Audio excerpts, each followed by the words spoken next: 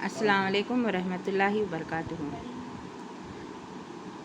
آج کی ویڈیو میں ہم اردو کا منصوبہ سبق، اردو کا لیسن پلان، اس کے بارے میں لکھیں گے۔ سب سے پہلے مدرس کا نام، مدرسے کا نام، جماعت، ماہ اور پیریڈ کی تعداد۔ ابھی اگست کے مہینے میں سب سے پہلا سبق حمد ہے۔ حمد سبق عنوان اور سبق کے موضوعات کیا کیا ہیں۔ تصویر دیکھیے، گفتگو کیجیے۔ حمد نظم کو ترنم سے پڑھنا، ازبر کرنا۔ مشکل الفاظ کی نشاندہی، ان کی معنی پڑھنا اور لکھنا۔ لفظیات کے تحت ہم آواز الفاظ کی نشاندہی کرنا۔ اس ماہ کی کہانی، سبق کے آخر میں اس ماہ کی کہانی ہے اور اس ماہ میں عقلمند شہزادہ، اور اس کے بعد اس ماہ کی نظم، اس کے تحت نعت شریف ہے۔ سبق کے موضوعات کے بعد کے کالم میں پیریڈ کی تعداد لکھیں گے اور یہاں پر ایام یعنی دن کون سے تاریخ سے کون سے تاریخ تک یہ مشاغل چلیں گے، اور یہ رہا۔ اور اس کے بعد حصول طلب تعلیمی معیارات، اس سبق سے ہم کیا حصول طلب تعلیمی معیارات رکھیں گے۔ تصویر دیکھ کر گفتگو کریں گے۔ نظم حمد ترنم سے پڑھیں گے اور ازبر کریں گے۔ مشکل الفاظ کے معنی سمجھیں گے اور بر موقع محل استعمال کریں گے۔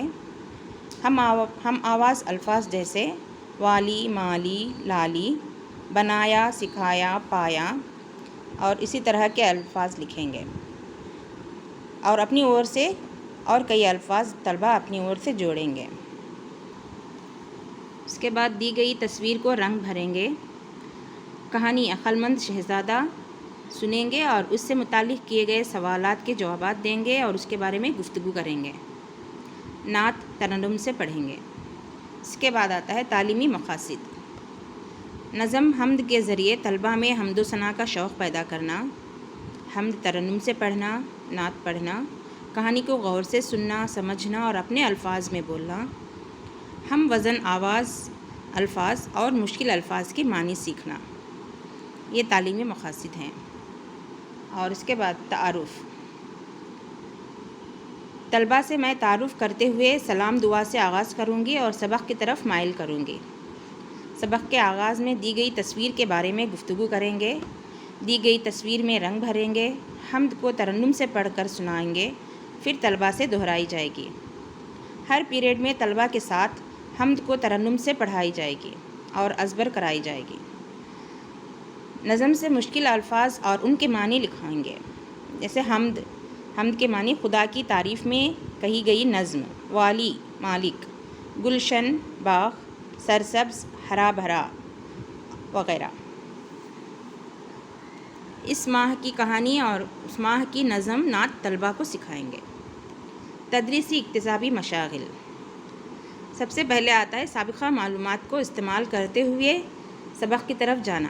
تو سابقہ معلومات میں ہم طلبہ سے گفتگو کے ذریعے ان کے سابقہ معلومات کا اندازہ لگائیں گے، جیسے الگ الگ مذہب کے لوگ عبادت کے لیے کہاں جاتے ہیں، کیا آپ کبھی عیدگاہ گئے ہیں، کیا آپ کو نماز پڑھنی آتی ہے، دن میں کتنے بار نماز پڑھتے ہیں، ہم سب کو پیدا کرنے والا کون ہے، ہم کس کے امتی ہیں، وغیرہ۔ اسی طرح کے اور بھی کئی سوالات طلبہ سے کیے جا سکتے ہیں۔ سبق کا تعارف۔ سابقہ معلومات کی جانچ کے بعد سبق کا تعارف کروایا جائے گا۔ بھی سنیے، بولیے۔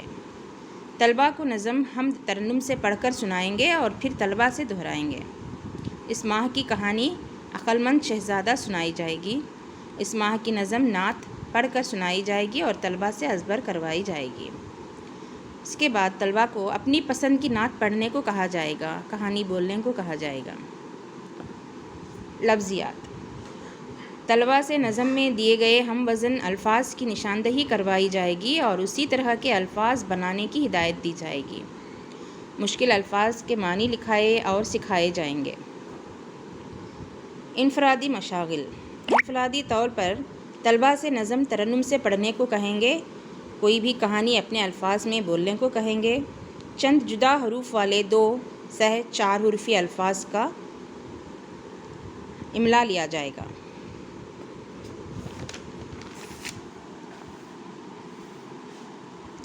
گروہی مشاغل اور گروہی مشاغل کے تحت طلباء کو گروپوں میں تقسیم کر کے چند الفاظ کے معنی لغت سے معلوم کرنے اور ان کے جملے بنانے کو کہا جائے گا۔ گروپ میں نظم، حمد یا نعت کو ترنم سے پڑھنے کو کہا جائے گا۔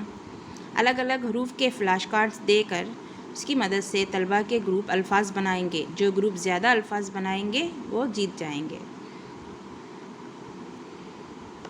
جانچ، اور سب سے آخر میں آتا ہے جانچ، ایویلویشن۔ جانچ کے تحت طلباء سے انفرادی طور پر سوالات کیے جائیں گے۔ طلباء کو چند الفاظ کا املا دیا جائے گا، تصحیح کی جائے گی اور غلطیوں کو مشق کے ذریعے سدھارے جائیں گے۔ طلباء کو چند آسان سے سوالات دے کر ان کے جواب لکھائے جائیں گے۔ مشکل الفاظ کے معنی بولنے کو کہا جائے گا۔ اسی طرح ایک ماڈل لیسن پلان ہے، ان سائڈ ہیڈنگز سے آپ 4 اور 5ویں جماعت کے بھی باقی کے اسباق کے لیسن پلان تیار کر سکتے ہیں۔ خدا حافظ۔